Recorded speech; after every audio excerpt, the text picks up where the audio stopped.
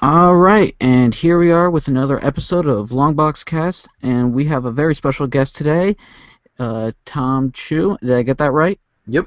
Awesome. So, you are a comic book colorist, and you have done quite some work in the past couple years, haven't you? Yep.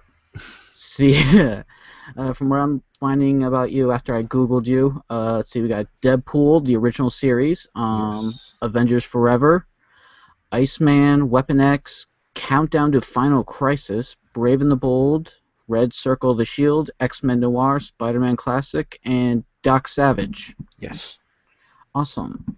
So did I miss anything, or is there that Yeah, about it? there's quite a few things here and there. I worked on, I think, a lot of covers for Marvel. I did what is it word? I worked on Weapon X. Nice, nice. Um, what else did I work on after that? Space Knight. I worked on. I worked on New X-Men for a while. Wow. I did a couple of issues of Ultimate X-Men.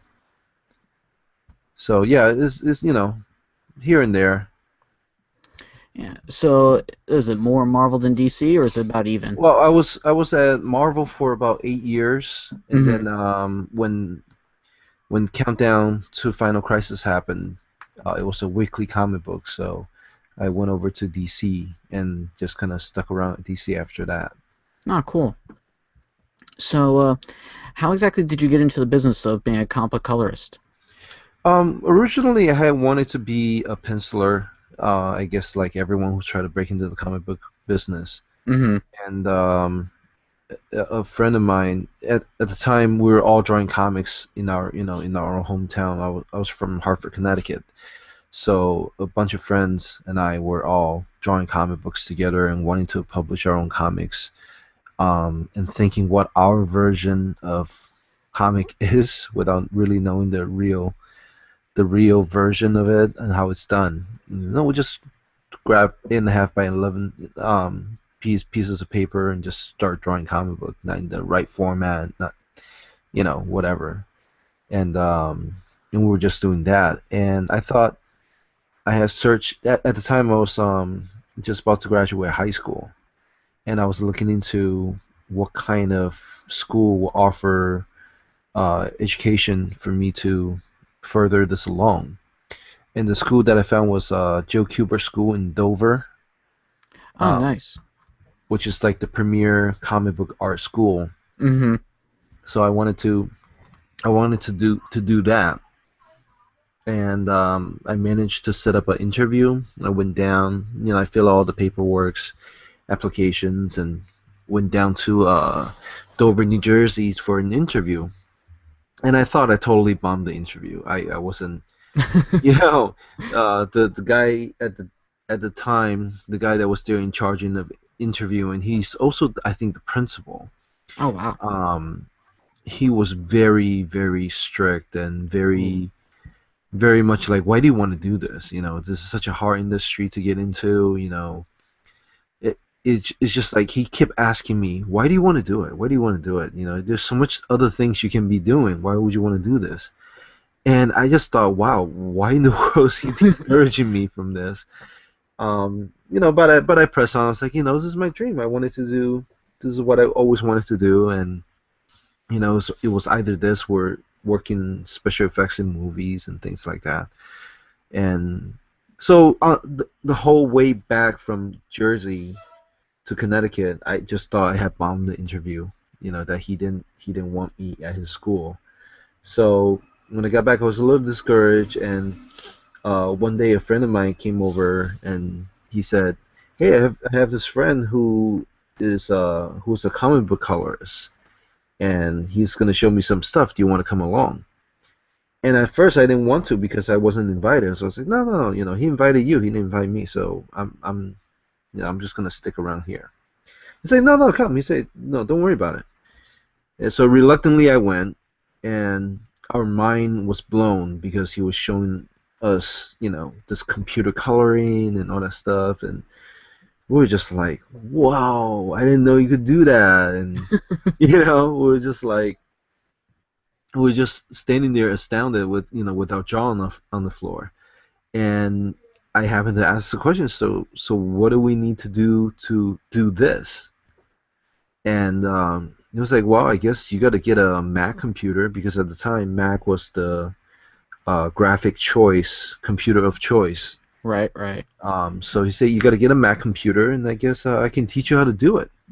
So the whole ride home from the guy's house, we were just talking about it, so excited, and I just threw it out there. I was like, dude, man, I'm gonna sell my computer, because at the time I had just bought a Hewlett Packard, a HP, Okay. and it was brand new, and we were like, oh, let's go buy this Mac, let's go buy this Apple computer, you know. So I went back and I returned the computer immediately, and I think I added another, I don't know, grand or something. Yeah, it sounds about right. Yeah, at the time the Mac were very expensive. It was Oh, like 3 grand for a Mac. no, they're still expensive. Yeah, so I threw in like some extra cash and I bought myself a Mac.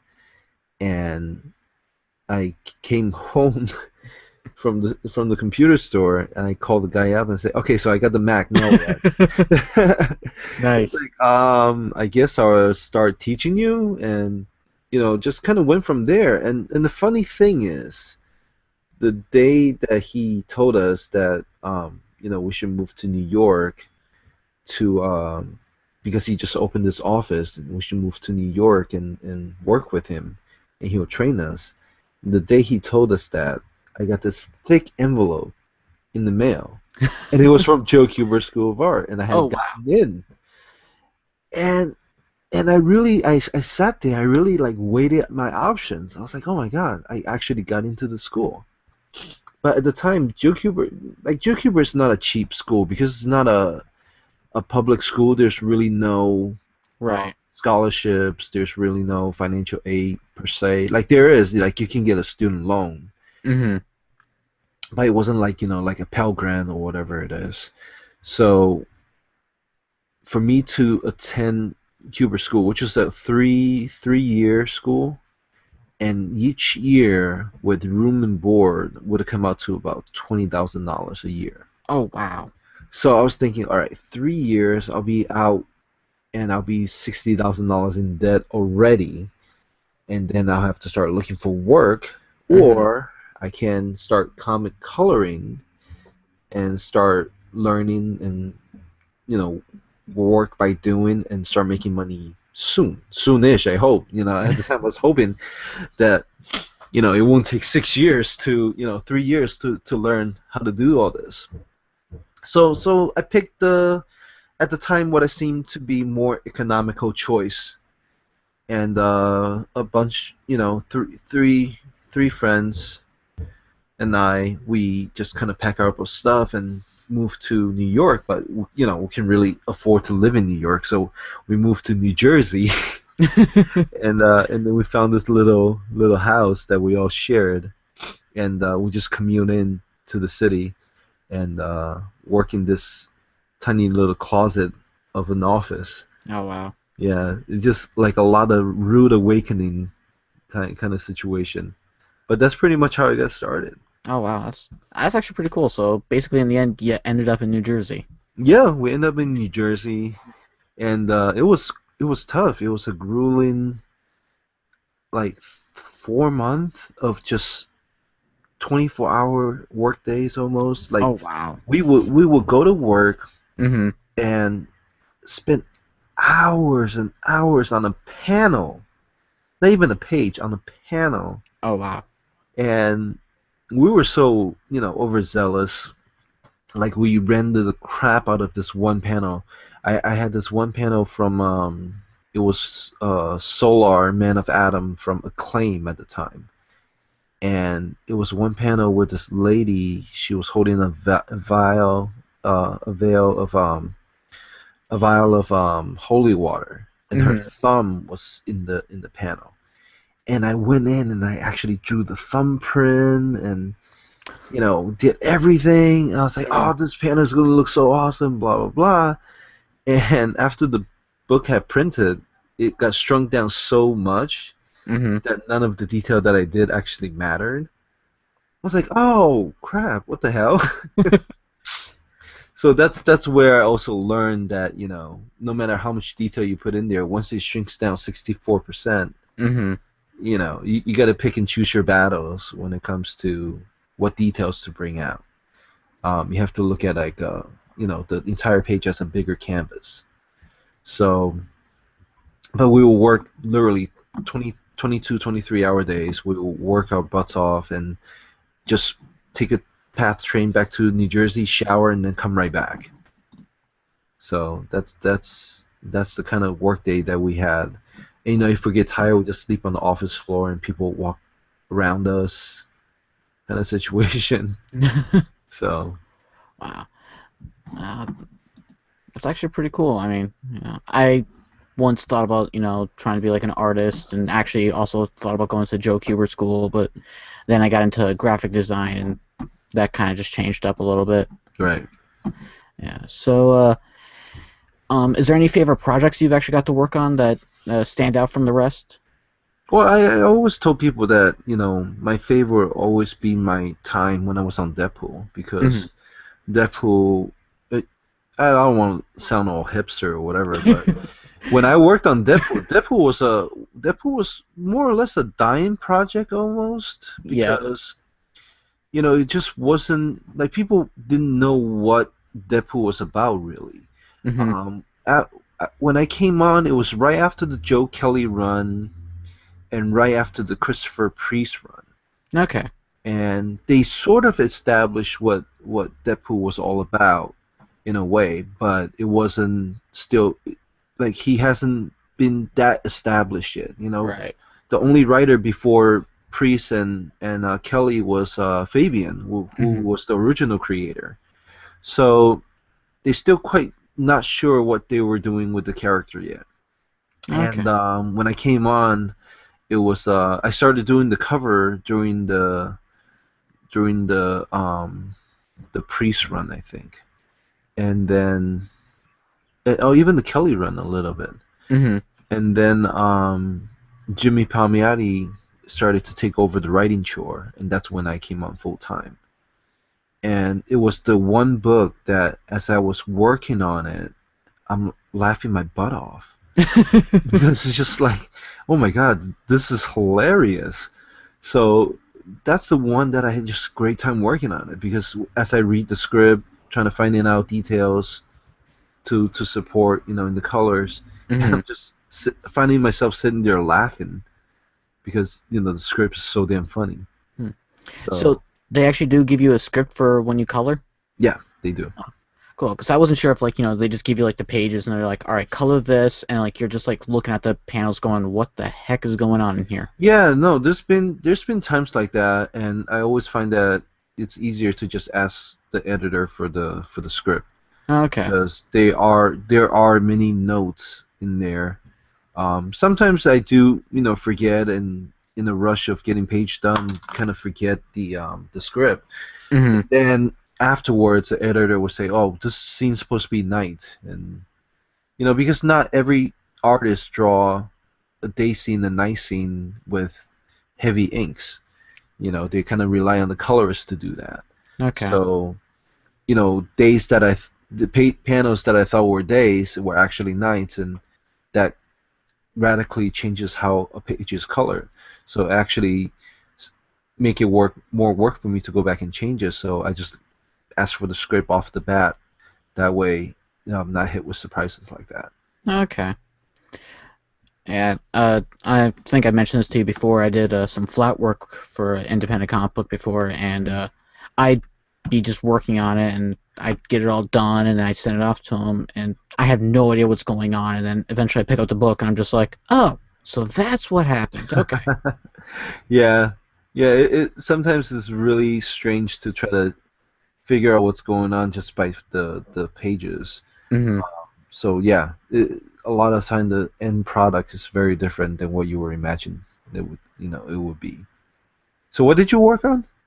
It's called Rainbow in the Dark. It was done by independent comic book people called Comfort Love and Adam Withers. Mhm. They write, draw, color, edit everything. It's all Whoa. just done by them. They basically just sell a lot of stuff up on the convention scene and whatnot. That's cool. But they're up and coming. They've been nominated a few times for a Harvey Award and whatnot. Oh, very nice. Yeah. Let's see. Have you actually got to like meet any artists or anything like that, or? Oh yeah. When I was at Marvel, this was when Marvel has just filed for Chapter 11, Mhm. and they were taken over by Bill Jemas' company, and they had just like Toy Wiz had just bought them. And during that time, Marvel was a very fun place to be because you can go up there, you get to hang out. Um, the bullpen artists come in all the time, and I have befriended a couple of people at Marvel, and one of which was Wilson Ramos, who was the art return uh, manager at the time. He does all the archives. He returns all the original artwork to the rightful artists and things like that. And he's actually now also doing his own independent work with um, Section 8 Comics. Um, so I'm gonna give him a little plug here. Go right on ahead. The Section 8 Comics at the A Spot. That's their thing, and so that's where I met them. And one day I was just hanging out in the office, and this guy came over and he was asking for his artwork, and Wilson's like, okay, what's your name? I said, oh, Kevin McGuire. And I just yelled out. I don't know why I was doing that, but I yelled out, D. Kevin McGuire? He was like, I guess. How many are there? I was like, oh my God, I love your work. It's like, oh, thank you. But it was just like very random and just yelling out, D. Kevin McGuire? um, yeah, so it's very funny to run into people like this. Like, I remember one time I had brought a friend with me to go up to Marvel, and he had asked me, "Oh, I know so and so who used to work at Marvel. Do you know if she's still here?" And in the elevator, I asked this gentleman next to me, "Excuse me, do you work at Marvel? Do you know if so and so still works there?" And my friend just, I turned to look at my friend. He was just stunned. He tapped me on the shoulder. He was like, that's Mr. Claremont, like Nice. Chris Claremont, who created X-Men, who worked on X-Men, Wow. who's also the vice president of Marvel at the time. I was like, I didn't know that.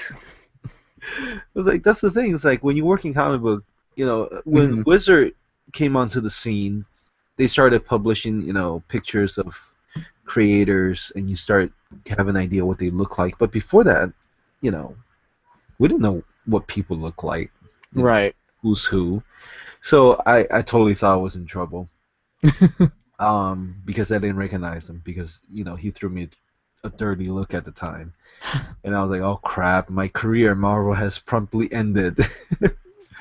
um, and it was I think a week after I did my first cover at Marvel. It was Mhm. for Team X 2000.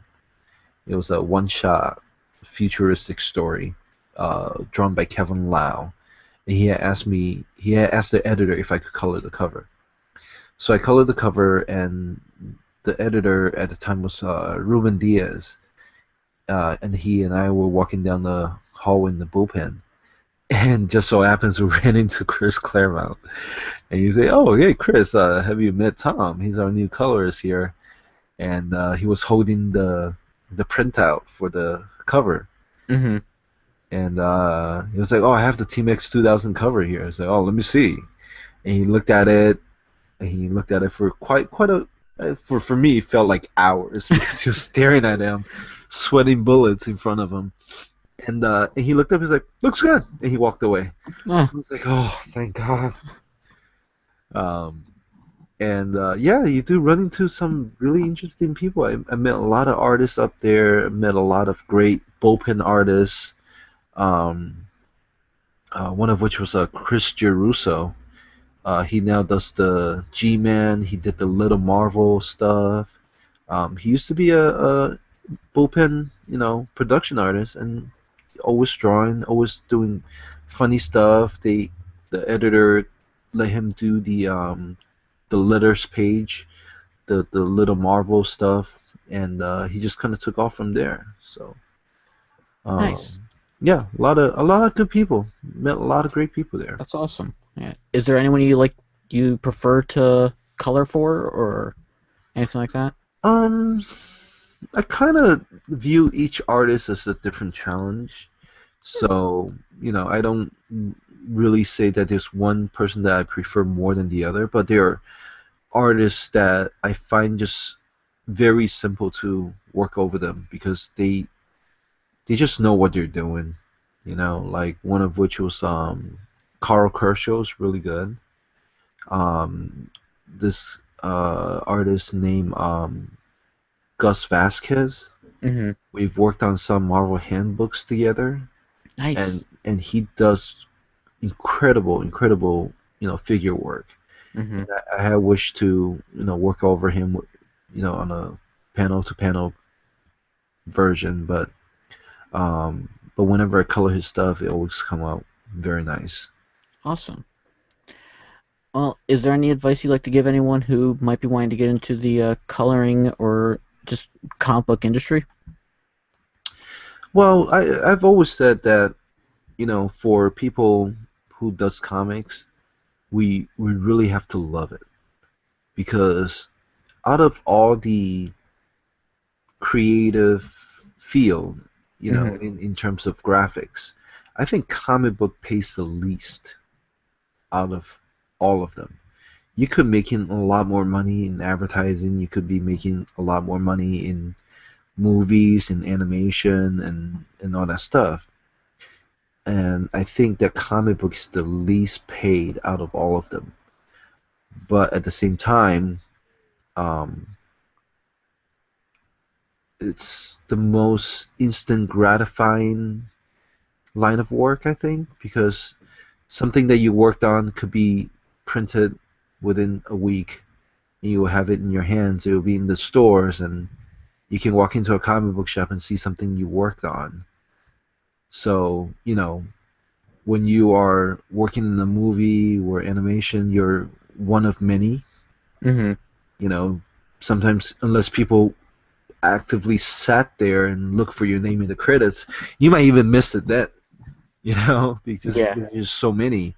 And advertising, they're not out to credit you for what you do.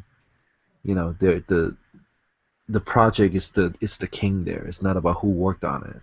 You can always tell people you worked on it, but there's no definitive proof that you worked on it. So I feel like comic book is the most instantly gratifying type of the graphics world job, but it's also the one that unfortunately pays the least. So for you to want to do comics, you really have the love for it. You really, I mean, there are days when things are great, but then there are days when you don't know if you're getting another job from somewhere. Okay. So to be able to stay in it, you really have to love it and want to do it and want to make this, part of your life. Hmm. Make it into a career. That's actually some pretty good advice right there. Yeah. Yeah. Well, we posted up on our Facebook, see if anybody had any questions for you. Hmm. Sadly, we only have like 57 likes on our Facebook, so Ooh, yeah, people listen to this damn podcast. well, according to our numbers, we have like somewhere between 400 to 600 listeners, but Mhm. we only have 53 likes on Facebook. It just doesn't add up. Well, I find the same problem with Talking Toku, which is the Tokusatsu podcast that my friends and I do. We talk about Power Rangers and Sentai and Kamen Rider and all that stuff. We find that a lot of people they like to listen, but they don't really want to participate. Yeah. So Hmm. there's only a few outspoken ones that like to participate, and the rest of them they just you know more or less lurkers. They won't listen, Yeah. and that's pretty. It's very much a one-sided interaction for them. So, we'll try to do contests, we'll try to do different things to get people participate more. So, Yeah, we got a contest going on right now for some free comic books right now. sure. Yeah, Yeah. if you want, what I can do is I can get a couple of prints together for you guys if you want to, use that as a prize for some contest. Yeah, that'd be awesome, man. Thanks. Yeah, I can send you guys some stuff. Cool. Cool. Signed prints. Yeah. You hear that, people? We're hooking you guys up. That's right. Yeah. So we do have actually one question from our good friend RJ Sills. So you can probably imagine what kind Yay, of question. RJ. Yeah, he wants to know how good does homemade apple pie taste? Oh my God. Uchi. This guy. Yeah. Yeah. No. No. No, Yeah. Uchi. Back, Uchi. Back, Uchi. Back to your corner. All right. I had to ask that just for him. So, all right, that was actually the only question. So Uchi. before we head out, where can people find you? People can find me at Sentai Tamashi at talkingtoku.com, I think. I don't know. I don't use that email too much. But you can find me at Soul Inc. SOULINKCHU at on Twitter at Soul Inc. Chu. And that's pretty much where I post all my random toy pictures, and I put up some pinups and commissions that I worked on and stuff like that. So Awesome. that's Awesome. where you'll find my stuff. Oh, if you want to go to my old DeviantArt page, it's out there. It's colordojo.deviantartpage.com. Yes. You can see some of my work there. I just got to a point where I got too lazy to update, but there's some of my old works are on there. So Yeah, we have a link to that on our Facebook page. So if you want to check him out, go to our Facebook page, give us a like, and then go check out his DeviantArt. and maybe win a print. Yeah, yeah. So, all right, I'm gonna let you go. Let you get back to your life. Thank you so much for taking the time out to do this interview. Appreciate No it. problem. Glad to be here. All right. Well, you have a good one, and I will talk to you on Twitter. All right, man. All right.